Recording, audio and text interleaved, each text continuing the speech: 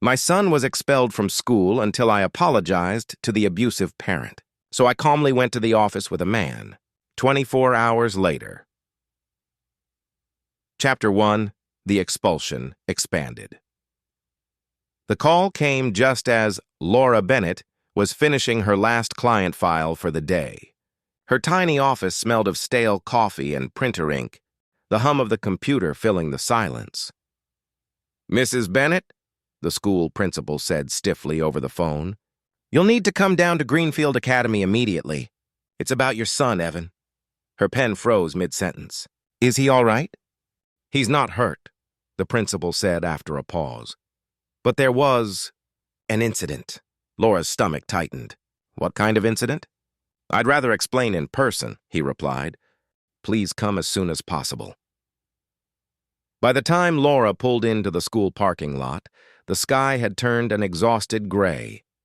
Parents were leaving with their kids, chatting casually, but Laura could feel the stares, whispers spreading faster than the wind. Outside the principal's office, her 10-year-old son sat slouched on a bench, his small hands gripping his backpack straps. His lower lip was swollen, a faint bruise already darkening. Laura knelt beside him instantly. "Sweetheart, what happened?" she whispered. Evan looked away, eyes glassy. It was Brandon again. "He called you names, said you can't afford this school. I told him to stop, but he pushed me."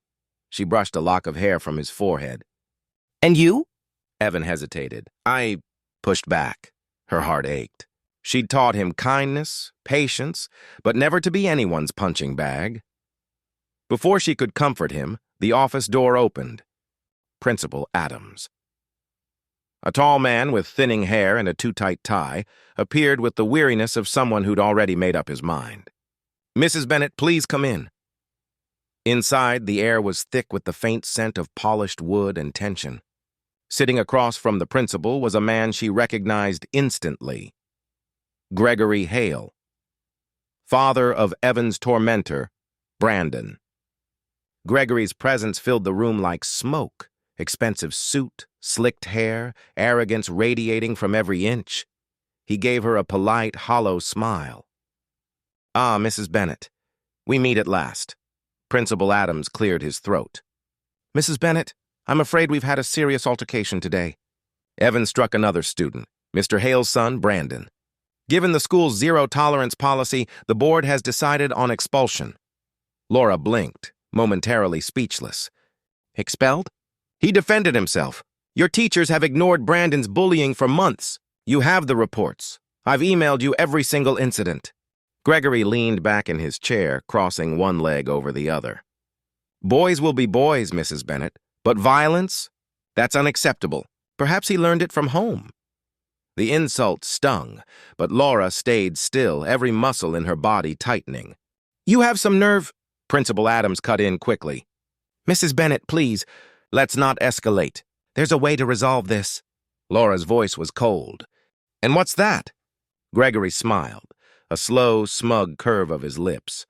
"An apology. To me in writing? Admit your son was in the wrong and I'll speak to the board about reversing the expulsion." For a long moment, the only sound was the ticking clock on the wall. Laura could feel Evan's small eyes on her from outside the door, waiting, watching. She stood slowly, her voice calm, even as her pulse thundered. "You want me to apologize to the man whose son assaulted mine?" Gregory shrugged. "That's how the world works, Mrs. Bennett. Some people know their place." There it was, the truth beneath his words. He wasn't just protecting his son. He was reminding her of her status, the single mother who didn't belong in their prestigious, overpriced academy. Laura reached for Evan's backpack, her tone quiet but sharp. "You're right, Mr. Hale. Some people do know their place. I'll see you tomorrow." Principal Adams rose, panic flickering across his face. "Mrs. Bennett, please, let's be reasonable." But Laura was already halfway to the door, her phone in hand. Outside, Evan looked up, worried. "Am I in trouble, Mom?" She knelt, smoothing his hair. "Not anymore, sweetheart. We're just getting started." As they walked out, she dialed a number she hadn't used in years. A deep voice answered on the third ring. "Laura, it's been a while." Her voice steadied. "I know. I need a favor." There was a pause. Then the man replied, his tone both curious and protective. "Tell me who hurt you." Laura glanced back at the tall brick building, the pride of Greenfield Academy gleaming under the setting sun. "Not me," she said softly. "My son." And as she ended the call, a calm determination settled over her face, the kind that comes from a mother who's done being underestimated. Tomorrow, the school would see a different side of Laura Bennett, the one no one dared push. Chapter 2. The Stranger.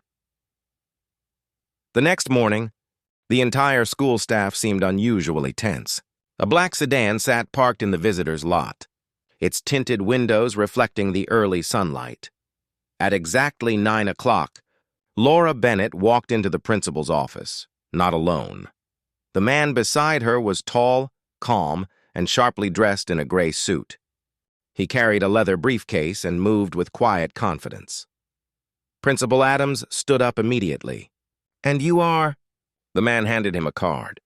"Michael Carter, attorney for the Department of Education and personal counsel to the Board of School Ethics."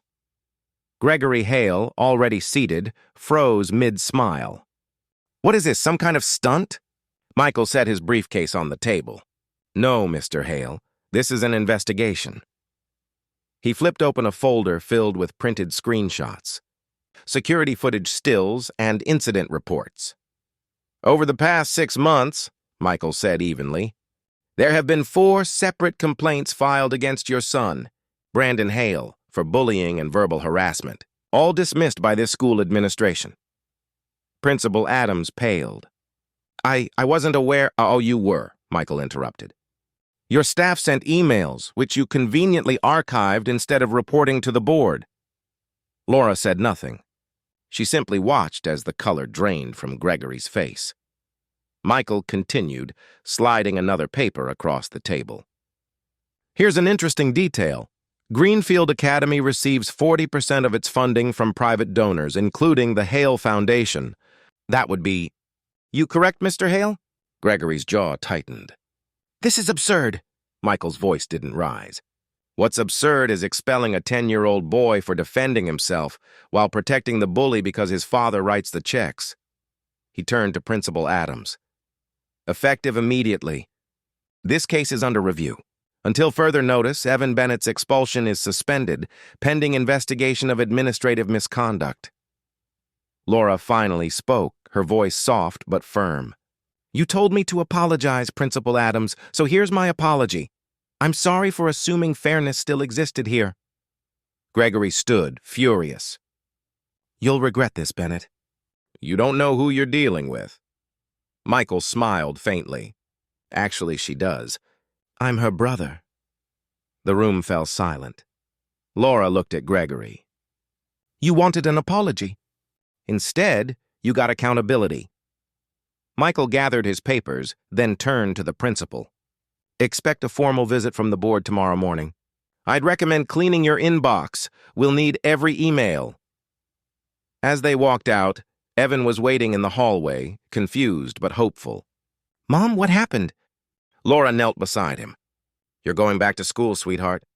But this time, no one's going to push you around." He grinned. "Even Brandon?" She smiled. "Especially Brandon." That evening, the story spread through the school like wildfire. Gregory Hale's influence evaporated overnight. The board suspended Principal Adams' pending investigation, and the Hale Foundation's donations were frozen for conflict of interest. When Evan returned to school the next day, teachers greeted him warmly. Brandon avoided eye contact. As Laura watched from her car, she saw her son laughing again, the bruise on his lip fading. The weight of injustice finally lifted. She exhaled slowly, whispering to herself, "Never again." Never let arrogance silence what's right. The quietest strength isn't found in anger.